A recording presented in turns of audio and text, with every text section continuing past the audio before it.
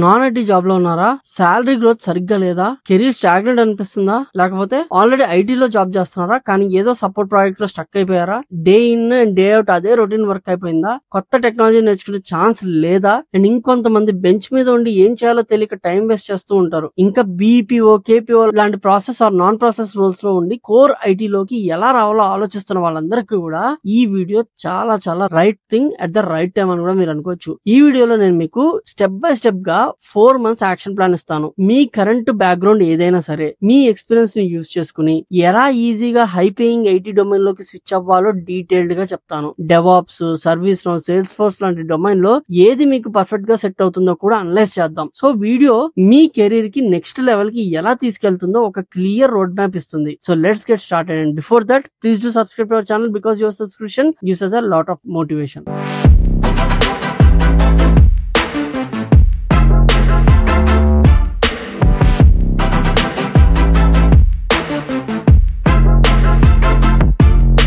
First 1 month first thing మన foundation strong గా ఉండాలి. బిల్డింగ్ కి ఫౌండేషన్ ఎంత ఇంపార్టెంట్ ఐటీ కెరీర్ కి బేసిక్ నాలెడ్జ్ కూడా అంత ఇంపార్టెంట్. ఈ ఫస్ట్ మంత్ మనం ఓన్లీ ఫండమెంటల్స్ మీద ఫోకస్ చేస్తాం అనమాట. అంటే ముందుగా బేసిక్ ఐటీ టెక్నాలజీ గురించి నేర్చుకుంటాం. What is a server, what is a network, what is an operating system, what is a database, ఇలాంటి బేసిక్ కాన్సెప్ట్స్ మీద ఒక గ్రిప్ తెచ్చుకోండి. యూట్యూబ్ లో చాలా ఫ్రీ రిసోర్సెస్ ఉంటాయి. And pick one thing. భయపడకండి, కోడింగ్ అనగానే పెద్ద మాన్స్టర్ అయితే కాదు. జస్ట్ బేసిక్స్ నేర్చుకోండి. అండ్ కోడింగే కాకుండా నాన్ కోడింగ్ థింగ్స్ కూడా మనకి చాలా ఉంటాయి. Salesforce, DevOps, cyber security అని చెప్పేసి, నెట్వర్కింగ్ అని చెప్పేసి, లేకపోతే సర్వీస్ ఇలా చాలా ఉంటాయి. మనకి మీకు ఏది కావాలో చూస్ చేసుకోండి. మనం డైలీ యూస్ చేసే విండోస్, మ్యాక్ ఓఎస్ కాకుండా ఐటీ కంపెనీలో ఎక్కువగా లైనక్స్ వాడతారు. సో ఈ బేసిక్ లైనక్స్ కమాండ్స్ ప్రతి ఒక్కరికి కూడా చాలా చాలా ఇంపార్టెంట్. జస్ట్ ఒక వర్చువల్ మెషిన్ ఇన్స్టాల్ చేసుకుని డైలీ ఒక 30 minutes ప్రాక్టీస్ చేయండి. ఈ ఫస్ట్ మంత్ లో మీరు ఎక్స్పర్ట్ అవసరం లేదు. జస్ట్ మీకు ఏం కావాలో తెలుసుకుంటారు. అండ్ మంత్ 2 and 3 లో మీరు ఒక వెపన్ ని చూస్ చేసుకోవాలి. ఆ వెపనే మీ టెక్నాలజీ. అది డెవాప్సా, సేల్స్ ఫోర్స్, సర్వీస్ నోవా అనేవి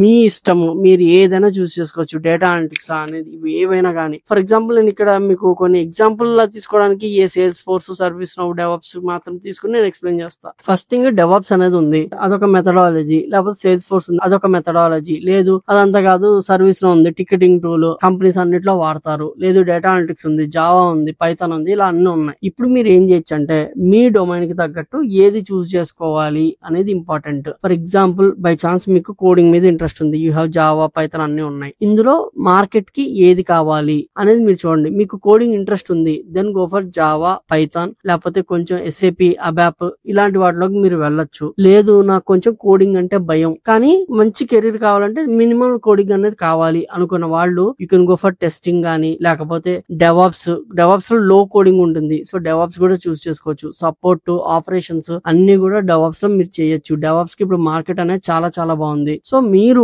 బై ఛాన్స్ ఏ బీపీఓ లో ఉన్నా, కేపీఓ లో ఉన్నా, లేకపోతే సపోర్ట్ ప్రాజెక్ట్ లో ఉన్నా, బెంచ్ మీద ఉన్నా, నాన్ ఐటీ జాబ్స్ చేస్తున్నా, ఇక్కడ మెయిన్ మ్యాటర్ ఏది మీ డెసిగ్నేషన్. అంటే మీరు ఏ డెసిగ్నేషన్ లో పనిచేస్తున్నారు. ఫర్ ఎగ్జాంపుల్ నేను చెప్తా సింపుల్ గా. ఇప్పుడు కొన్ని కంపెనీస్ లో ఎస్ఏపి అసోసియేట్ అని వాళ్ళ డెసిగ్నేషన్ ఉంటుంది. రేపు పొద్దున్న రిలీవింగ్ లెటర్ లో కూడా ఎస్ఏపి అసోసియేట్ అని ఇచ్చారనుకోండి, కానీ అతను నేను డెవాప్స్ మీద వర్క్ చేశాను అని చెప్పేసి డొమైన్ స్విచ్ చేద్దాం అనుకుంటే తను చేయలేడు. తనకు కొంచెం ఇబ్బంది అవుతుంది. ఎందుకంటే తనకి రిలీవింగ్ లెటర్ లో ఎస్ఏపి కన్సల్టెంట్ అని ఇచ్చారు. సో ఇప్పుడు తను షిఫ్ట్ అవ్వలేరు. అదే ఒక పర్సన్ కి associate, junior engineer, senior consultant, junior consultant ఇలాంటివి ఇచ్చారనుకోండి, అప్పుడు షిఫ్ట్ అవడం అనేది ఈజీ అవుతుంది అనమాట. ఎందుకు అంటే అక్కడ రిలీవింగ్ లెటర్ లో మీ డెసిగ్నేషన్ ఒకటే పెడతారు తప్పించి మీ ప్రాజెక్ట్ ఏంటి, మీరు ఏం చేశారు ఇవేం అక్కడ పెట్టరు. సో మీ డెసిగ్నేషన్ అనేది చాలా ఇంపార్టెంట్. మీరు ఒకవేళ కేపీఓ లో పనిచేసినా, బీపీఓ లో పనిచేసినా, సపోర్ట్ ప్రాజెక్ట్ లో ఉన్నా, లేకపోతే ఇంకా ఏ ఆర్గనైజేషన్ లో వర్క్ చేసినా, మీకు రిలీవింగ్ లెటర్ లో ఏ డిజిగ్నేషన్ ఉంటే దాంతో మీరు ఈజీగా షిఫ్ట్ అవ్వచ్చు. సో ఆ డిజిగ్నేషన్ కరెక్ట్ గా ఉందా లేదా అనేది కింద కామెంట్స్ లో మెన్షన్ చేయండి.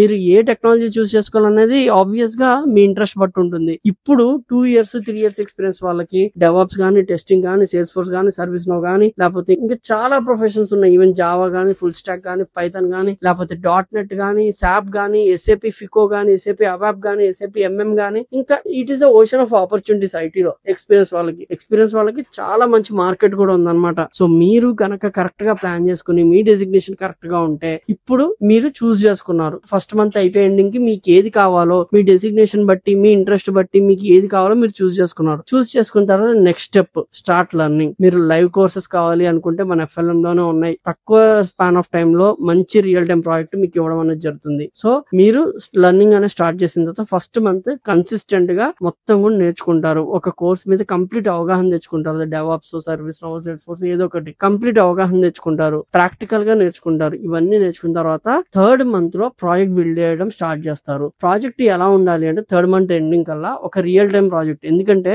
ఇక్కడ ఏదో మీరు బీటెక్ ప్రాజెక్ట్ చేయట్లేదు కదా, మీరు చేస్తున్న ప్రాజెక్ట్ ఏంటి, ఆల్రెడీ ఒక కంపెనీలో మీరు ఈ ప్రాజెక్ట్ చేశాను అని చెప్పేసి మీరు రెజ్యూమేలో పెడుతున్నారు. అంటే మీరు ఎంత కాన్ఫిడెంట్ గా చెప్పాలి ఆ ప్రాజెక్ట్, అంత కాన్ఫిడెంట్ గా చెప్పాలి మీరు పని చేశారు అనంటే ఆ ప్రాజెక్ట్ గురించి ఆ టెక్నాలజీ గురించి ఎంత ఇన్డెప్త్ గా తెలియాలి. సో అలాంటి ఇన్డెప్త్ నాలెడ్జ్ కనుక మీరు తెచ్చుకుంటే మీరు ఆ ప్రాజెక్ట్ పెట్టి క్లియర్ గా మీరు ఎక్స్ప్లెయిన్ చేయొచ్చు. ఆ ఎక్స్ప్లెయిన్ చేసే టైంలో మీరు వాళ్ళకి చెప్పాల్సిన మెయిన్ థింగ్ ఏంటంటే ఆ ప్రాజెక్ట్ లో మీ రోల్ ఏంటి, మీరు ఎటువంటి ఇష్యూస్ ఫేస్ చేశారు, ఆ ఇష్యూస్ ని ఎలా ఓవర్కమ్ చేశారు, ఫర్దర్ గా ఆ టెక్నాలజీలో ఏఐని ఇంటిగ్రేట్ చేసి ఏం నేర్చుకున్నారు. ఎందుకంటే ఇవాళ రేపు రోజుల్లో ఏఐని ఇంటిగ్రేట్ చేయకుండా నేర్చుకుంటే ఆ ఇంజనీర్ గానీ ఆ డెవలపర్ గానీ లేకపోతే ఆ డెవాప్స్ ఇంజనీర్ గానీ ఆ సేల్స్ ఫోర్స్ ఇంజనీర్ గానీ వాల్యూ తక్కువ. సో మీ టెక్నాలజీలో ఎటువంటి ఏఐ టూల్స్ ఉన్నాయి, ఆ ఏఐ టూల్స్ ని మీరు ఎలా ఇంటిగ్రేట్ చేశారు ఈ ప్రాజెక్ట్ లో అనేది కూడా వాళ్ళకి ఎక్స్ప్లెయిన్ చేయండి. మీకు దాని మీద కూడా నాలెడ్జ్ ఉంది టూల్స్ మీద అని చెప్పేసి వాళ్ళకి అర్థమవుతుంది. సో ఇలా గనక మీరు నేర్చుకుని మీ రెజ్యూమేలో ఒక ప్రాజెక్ట్ కనుక పెడితే మీ స్విచ్చింగ్ అనేది